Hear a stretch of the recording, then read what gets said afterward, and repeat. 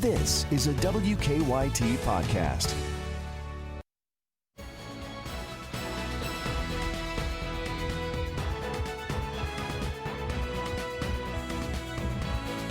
Good morning from WKYT News. I'm Bill Bryant, and we welcome you to Kentucky Newsmakers. Voters are already marking their ballots in the Kentucky primary, and later we'll be meeting two Democrats running for Congress in Central Kentucky who hope to capture the seat held by Republican Andy Barr. Josh Hicks and Daniel Kemph will join us later. But first, protests and calls for action continue in Lexington. The demonstrations were sparked by the deaths of George Floyd in Minneapolis and Breonna Taylor in Louisville. But the local reaction has been a call to action within and beyond the African American community. Sarah Williams is a protest organizer who believes changes must happen, and she is joining us today, and we appreciate that very much for being with us remotely. Sarah, thanks again for speaking with us. Yes, thank you for having me. You have talked about some of these issues for some time. You've been involved in social justice issues. What does this moment in time, though, represent to you? This moment in time represents something very historical and a long time in the making. As somebody who studied the civil rights movement, in some ways wishing that I could have been a part of it, I feel like we have been presented with an opportunity to demand and affect deep transformative change for Black and brown people living not only in Lexington, but living in this country. You have called for changes with the Lexington Police Department and particularly with their collective bargaining agreement. Do you believe that it provides too many protections for officers? Yes. When the incident happened with the chaplain of LPD, Donovan Stewart, back in February 2019, and we sought to have him reprimanded or disciplined for his misconduct involving a teenager in our community, that's when it really laid bare just how many loopholes and accountability exist within police disciplinary policy that's determined by the current collective bargaining agreement or police contract. That agreement is worked out in private between the mayor's administration and the Fraternal Order of Police, and that has been the way it's been done for many years. Do you think that should be a more transparent process? Yes, without question. The process of creating that contract, considering that, the police are sworn to protect and serve the community in which they work, and also considering the fact that public safety receives over 60% of the local city budget or taxpayer money, there should be an opportunity for community input and community participation in the contract that governs their conduct, their pay. And right now, as you stated, either the mayor can be at the table or somebody the mayor has appointed. And it has always been, from my research, and specifically for this one as well, a lawyer, a law firm that has been appointed to sit at the table with largely Fraternal Order of Police members and LPD officers and members to do those negotiations. And they are close to the public, as you stated. Some have called for defunding police, while others are calling for more extensive training and more inclusive recruiting. Where do you come down on how to move forward in that regard? If exclusive or more inclusive hiring and training were the answer, we would have seen results by now, because that's been kind of the go-to political answer for some years at this point. I do support defunding the police in the sense that, yes, it does open the door for us to have to imagine what that looks like. And we're actually working on getting some infographics out about imagining what that looks like. But, for example, for the past 2 weeks that we've been in the streets, one of the things that we've said repeatedly is we've got us. And it has displayed an example to not only LPT, but the broader community, how we are able to take care of ourselves, whether it's someone within the group that needs some redirection because we are peacefully protesting, understanding that there are some emotions involved with that, but also understanding that when we've had white supremacists cause issues, we've also handled that ourselves inappropriately. So that's provided an example of what that could look like. So you want a very broad discussion of how Lexington moves forward with law enforcement. Yes, I believe it's fundamentally necessary for us to achieve what I call liberation from the strange fruit of white supremacy. Unless you are someone that has melanin to your skin, it can be very difficult to understand the threats that we face every time we walk out our door, whether it's from encountering the Lexington Police Department or encountering somebody that is steeped in the white supremacist mindset, and what could follow after that. So we're not just seeking a shift in, yes, we want LPD accountability. That's the first step, but we're also seeking to transform the broader community so that we can all live freely. Are you proud of the fact that the demonstrations in Lexington have been largely peaceful and that those who have been protesting have been very diverse? Yes, I'm very proud of that fact. It has taken a collective work by a lot of people, a collective effort to ensure that protests remain peaceful. But we have successfully done that for 2 weeks and also taught the youth how to do that. In the first days of protests, there were some other things that went on that could have easily escalated situations to not being peaceful. And we've been able to not only redirect some of those folks present, but also teach them a way in which to do it peacefully. And I understand that is an example right now that people are looking at across the state and across the country. And I'm just very grateful for all of the people present who have helped make that possible. And as far as the diverse crowd, liberation and freedom from the strange fruit of white supremacy cannot come just from Black and brown people speaking up with our voices. It takes, our white allies standing with us. And it has been a very powerful and moving moment and a deep moment of community to see that happening here in Lexington. How does this move on and evolve beyond the protests that we have seen? Right. So we've actually already had several conversations with the mayor, with the police chief, with city council. Obviously, we've been in conversation with LPD in the past 2 weeks of being in the streets about meeting these demands. So the first step would be to have those demands met. We do plan on being in the streets and escalating protests peacefully as we see fit, so long as our voices are not heard. And especially considering that there are hundreds of clergy and thousands of people across the city standing with us to meet these demands. But then, my work in the past 6 years has also included looking further at what we need to address. One thing that's recently come up is racism within the Lexington Fire Department. And what we need to do is, at every turn in which Black and brown people are not treated the same way in which somebody that is white with no melanin to their skin is treated, we need to examine that. And even beyond policy change, we seek to have a mindset shift for those people in the community that do not see the humanity of Black and brown people. So the work continues far beyond LPD accountability and truly shifting the Lexington community into better ways of being with each other. Sarah Williams, a protest organizer, thank you for being with us. We appreciate it. Thank you. Hope you'll stay with us on Kentucky Newsmakers, and we'll meet 2 Democratic candidates for Congress in Central Kentucky coming up next. Welcome back to Kentucky Newsmakers. This is a most unusual election year. COVID-19 caused the primary to be moved to June 23rd, and it's mostly being done by absentee ballot. You have to request one by Monday, June 15th, and have it postmarked or returned by the 23rd for it to be counted. Republican Congressman Andy Barr is running for re-election, hoping to capture a 5th term in Washington. He faces a primary field on the Democratic side and hoping to recapture a seat that has swung between the parties over the last 40 years. Our 2 candidates. Later we'll be joined by Daniel Kemph. He's a Lexington-based business analyst who has run before. But joining us first is Josh Hicks, who is playing up his rural roots, military service, and previous work in law enforcement. He's now a Lexington lawyer. He hopes his blunt talk will give him an advantage as he tries to win the Central Kentucky congressional seat. Mr. Hicks, thanks for being with us. We appreciate it. Thank you so much, Bill. I always appreciate the opportunity to be on with you. First, do the events of the last few weeks with the deaths of Breonna Taylor and George Floyd reframe some of the issues that will be discussed as part of the 2020 campaign?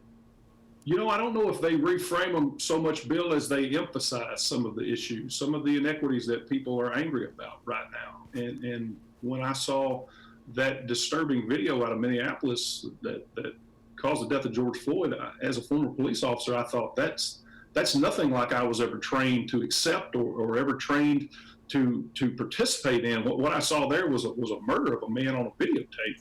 And so I think what this has done is really brought to light some reforms that are desperately needed and some oversight and some accountability, because it seems like some of those police departments have lost the trust of the communities that they police. And so it's really up to us as leaders and up to their leadership from the police level to make sure that we're building bridges to gain that trust back.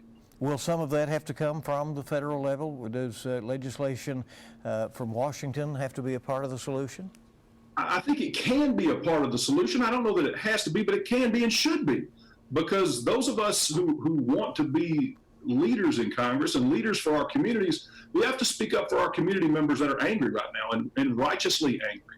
And we have to speak up to make sure that their concerns are being addressed so that they know they can have faith in us as leaders, and we can help build that bridge so that they can have faith in the leadership and the police departments that are there to serve and protect them. As COVID-19, the pandemic took hold and Americans sheltered in place, our economy went into a recession, and we have some signs of some recovery, even as we all worry about a possible second spike and more economic fallout from that. Does Washington need to do more to stimulate the economy, in your view? Well, Bill, we saw the numbers come out showing that this recession started in February. And I think what COVID has taught us is that we were a very fragile economy to begin with. And there was lots of folks in lots of places, including here in this district, that were being left behind in this economy beforehand. And so when we heard about these booming economies and all these fantastic economic numbers that Andy Barr and others were touting, I was looking at my hometown and thinking, where is this? You know, Main Street's still drying up. Now, as we sit here with almost 900,000 unemployed Kentuckians, more than 40 million unemployed Americans, I think that there is a responsibility to be a part of the solution in the economic recovery. And I think that's going to begin with funding and relief for state and local governments who are seriously damaged right now and really going to struggle just to be able to provide the basic services that so many of us and so many of our communities depend on a daily basis. Direct aid from Washington to the local governments, you favor that? I think that's the only way we're going to pull ourselves out of this mess. I don't think that there's going to be a snapback in this economy, because we were fragile beforehand. We were fragile before COVID. Rural communities were left behind before the coronavirus. And this has just exposed how fragile and delicate it was. And so unless we put ourselves back on the right track, and then also at the same time recognize that if we're not building local and sustainable economies, we're going to be just as fragile for the next time a pandemic hits, the next time we have a crisis that just exacerbates and makes worse our already very delicate economies like here in Kentucky. Mr. Hicks, if you're successful, what would your approach to health care be if you were elected to Congress? Do you favor public options, for instance? I do favor a public option, and I'll tell you why. First and foremost, this coronavirus pandemic has demonstrated how inequitable our healthcare system was. As we saw, African Americans, people of color, suffered disproportionately early in the stages and continued through, and it's all due to a lack of healthcare and lack of access to healthcare. So that's one piece of it. But the public option, I think, especially now as we're seeing record levels of unemployment, I think the public option allows folks to disconnect their healthcare from their employment, so that when they lose their job and they're fearful of being able to put food on their tables, they don't also have to suffer the terror of facing bankruptcy if they catch this virus, or if they have something happen to them that's going to result in a prolonged stay in the hospital. So do you favor, is it universal coverage, or do people have the ability to buy into to federal insurance? It's a buy-in from my perspective. I think we have to offer that. I think that's something that allows folks to have more flexibility in the things that they do, and have a little more security when we face our next crisis like this. I think that healthcare is a human right, but our healthcare system, while not being perfect, just needs the improvements. I think the public option is an addition that will improve it. I think there's things we can do to bring down healthcare prices within this existing system, and I think that's what we should be pushing for. During your campaign, you have called the opioid crisis a top priority for you. There's evidence that it has gotten worse during the pandemic, although we have some emphasis on it and some programs that are underway now. What would you do to try to approach that scourge on Kentucky? I think we've got to have, first and foremost, some accountability for the pharmaceutical companies that have contributed to this crisis. And I'll tell you, Bill, very, very disturbing news out there the other day. One of Andy Barr's donors, a corporate donor, made a video to the tune of the Beverly Hillbillies, calling folks who were suffering from addiction pillbillies. And to me, that just shows that the lack of care and the lack of responsibility for where this crisis started. And so we start with some accountability, which is something we should all be pushing for in all levels these days. But with that accountability and with some funding, we can come in here with regional results-based rehabilitation centers. We can make sure that we're treating addiction as a public health crisis and not something that we have to task every police force in this district or across the state to deal with. And I think once we get to some results-based solutions and we get to regional facilities that let every Kentuckian have access and safe access to get themselves a good start, we're not only going to see the addiction rates lower, we're going to see overdose deaths drop, and we're going to see economic development as these folks are able to re-enter the workforce renewed and able to go back and contribute to their communities again. Could you work with President Trump if he's reelected, or Joe Biden if he captures the White House in November? You know, I'm running this race, Bill, because I think Kentuckians need an independent voice, somebody who will work with the folks who have ideas that are beneficial for Kentuckians, but also someone who will stand up against those who want to harm Kentuckians or those who forget Kentuckians. And unfortunately, what we've got now is just a cheerleader, right? Our current congressman is too busy supporting the folks that he feels is on his team and not the folks that he represents in the United States Congress. And I want to be different than that. And no matter who the president is, my responsibility, my duty, and my loyalty will always lie with the people of Kentucky's 6th district. And to the extent that someone wants to do something beneficial for our district, then I'm on board and I'll help and I'll be a vocal voice to ensure that that happens. But to the extent someone wants to harm this district or leave this district behind, my role, my purpose, my duty in Washington is to make sure I stand up and make sure every single Kentuckian in the 6th district is counted. A few seconds left. If Andy Barr is the Republican nominee, how do you win? He has faced aggressive opponents before and he's turned them all back.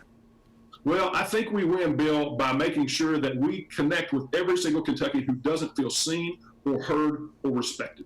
And we let them know that there's an option that does care about being inclusive of everyone and respecting everyone's viewpoint and wants to be uniquely concerned with their unique issues here in the district. I think that's what people are craving these days. And I think it's something that will help rebuild the trust in our government, rebuild the competence in our government, and just be beneficial to everybody. Josh Hicks, Democratic candidate for Congress, thanks for being with us. We appreciate it.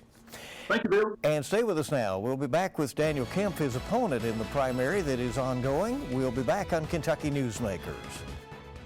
And we welcome you back to Kentucky Newsmakers. We just heard from Josh Hicks, hoping to unseat Congressman Andy Barr in the fall. We're joined now by Hicks' primary opponent, Daniel Kemph, running for the Democratic nomination. He's originally from California, has worked in computer software development and consulting for banking, and he's lived here in Kentucky since 2012. We welcome Daniel Kemph. Thank you very much for being with us. We appreciate it.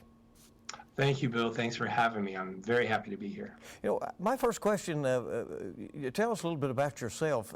How did you end up in Lexington, about a decade ago? Well, I work on these large-scale computer software projects, and in my business, they've been working remote for many years, and I had a choice of where to live, and I wanted to give Kentucky a try, and I thought I'd come here, and if I liked it, I would, stay. I'll sign a lease for a year, see how it goes. If I don't like it, I'll just move somewhere else. And that was 8 years ago, and I love it here. I love it here so much. Kentucky just opened up its heart to me and allowed me to call this place home, and I can't imagine living anywhere else. And what makes you now decide that you want to run for public office? Well, I want to give back. I love Kentucky so much. I really want to give back to the people in the place that I call home. And I thought this is the best way for me to give back to the community. I, looked around and tried to find something in which I could use my skill set in the highest and best use. And I discovered that this would probably be the best impact, the most benefit I could give to families of Kentucky.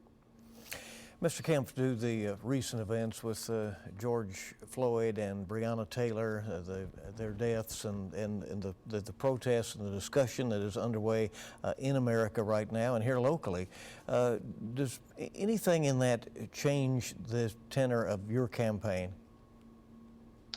Well, first let me say that I stand with the protesters. They have it all right. Even in the midst of a pandemic, they're willing to risk it all to go out and to fight the systemic racism that allowed for these tragedies of George Floyd and Breonna Taylor. I'm very happy that they're able to get out and do that. Has it changed for me? Yes and no. You know, I've always been aware of systemic racism and I've always fought for it, but that's what I'm fighting for in my platform is equality.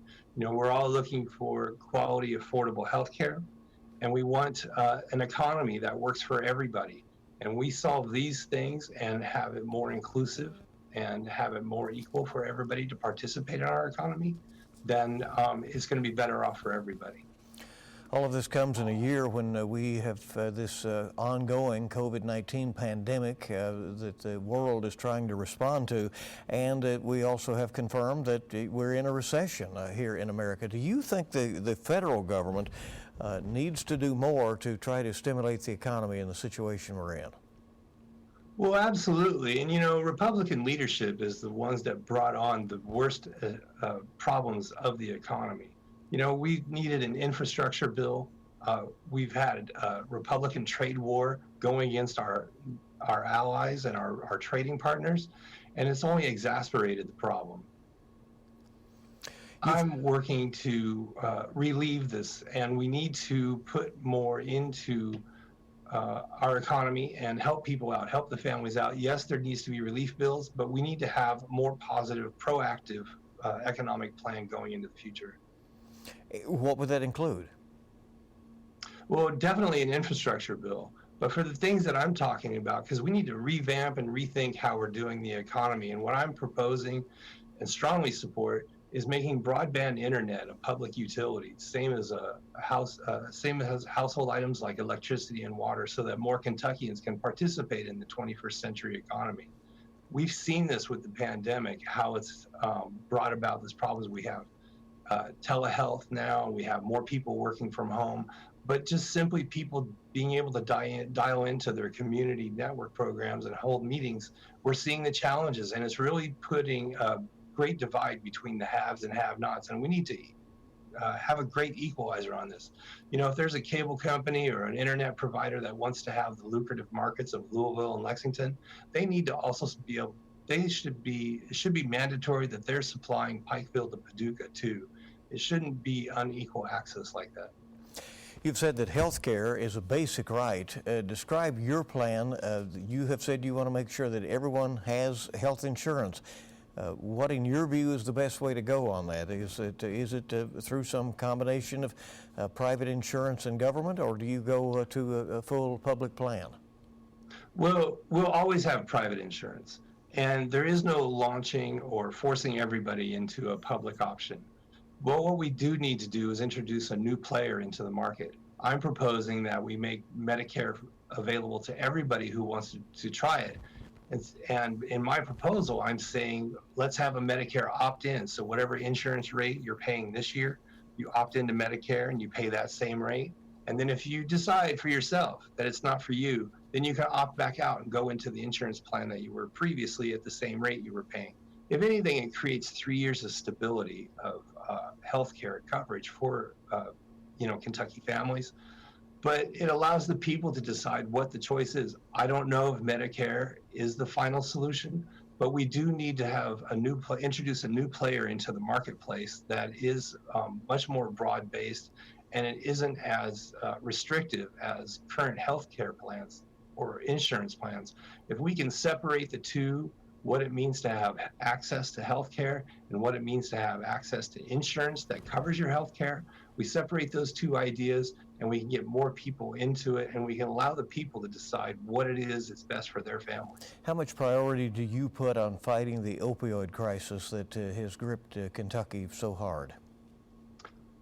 You know, the pain, the price that Kentucky has had to pay in the opioid crisis, we average over 1,100 deaths a year from 2012 through 2018. And this is, you know, it's not just the loss of life, but it's the pain that's brought about to these families. This is a priority, and it's a priority on multiple levels. You know, whatever programs that we have currently in our communities, the federal government needs to enhance those programs with federal dollars so that more people get access to those programs. But we also need to have an economic plan so that more people can participate, because the reasons why people seek out the comfort of opioids and distracting themselves from their reality, we need to alleviate some of those reasons and give them some hope and show them that we're acting on their behalf. We have a few seconds left. If you are the Democratic nominee, do you believe that you can unseat Republican Congressman Andy Barr, who has been there now for nearly a decade? Absolutely. I actually believe that I'm the only candidate that can unseat Andy Barr. We are having a larger national discussion between the two ideologies. We're having a national discussion about whether a corporation has rights that exceed actual human rights. We're having a discussion about distancing health care from the actual insurance. And we're talking about a quality education that's free and public for everybody. And it's this choice between the two is the definition of what it's going to be an American in the 21st century. And the Republican ideology is failing us. You know, corporations are not people, and healthcare and insurance are not the same thing. And we're waking up to that fact, and people need a clear choice on that. Daniel Kemph, candidate for Congress, thank you for being with us. That's our time. We do appreciate you. Thank you for joining us for this edition of Kentucky Newsmakers. Make it a good week ahead.